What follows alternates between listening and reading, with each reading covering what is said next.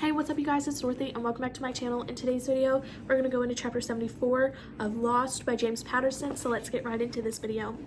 This video may contain sensitive topics and foul language. If you do not wish to continue, I suggest you click off the video now. You have been warned. I stood by the shipping container's open door and stared at the group of 20 or so pitiful people inside. Several girls were weeping. A couple of people darted out of the fated container and onto the ship. The scene inside the container shocked me, and that's saying something for a veteran of the Miami Police Department. Almost all cops reach a point when they think they've seen it all and can no longer be surprised by people's behaviors or scenes of violence. I'd witnessed children shot in the streets. I'd once held pressure on a wound in the abdomen of a 9-year-old girl in Liberty City. Despite to stop the blood that was pumping out, she had unwittingly stepped into a gunfight between two local gangs and caught a 9mm round just below her rib cage.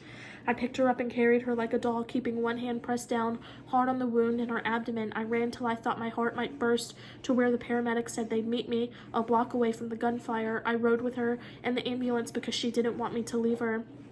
I stayed with her until she was taken into surgery, and then I waited at the hospital to explain to her stepfather what had happened. I sat with my uniform covered in the little girl's blood. I could barely keep it together.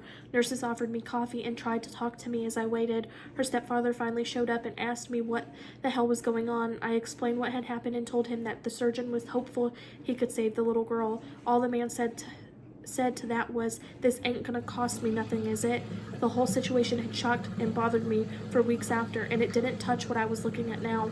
The stench of human waste and vomit coming from the shipping container made my eyes water. A rat scurried out of it. Before I could tell the people inside they were safe, I heard movement behind me. It caught everyone's attention. I looked around to see a group of people I didn't know. I focused on a blued semi-automatic pistol in the hand of a tall guy wearing a dark sports coat.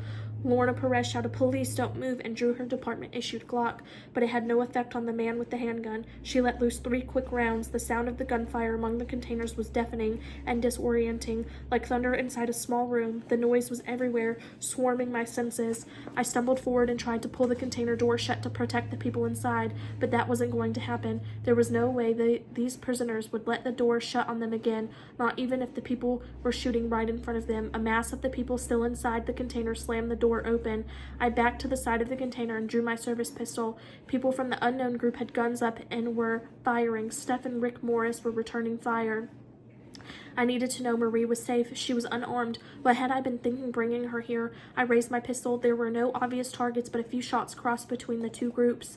My heart was pounding in my chest from the adrenaline rush and the shock of being shot at. I looked over my shoulder. There were a few people cowering inside the storage container and several others lying still on its nasty garbage-covered floor.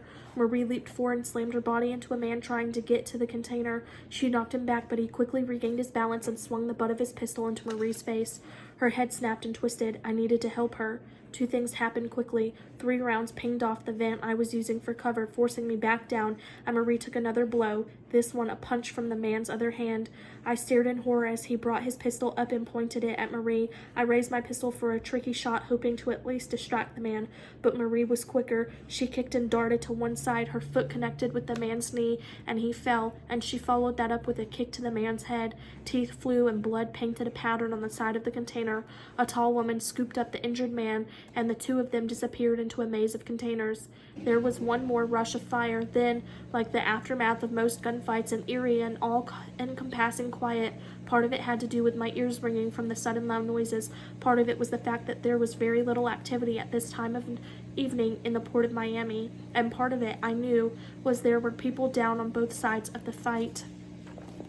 That is the end of this chapter. I will see you guys in the next video. Bye.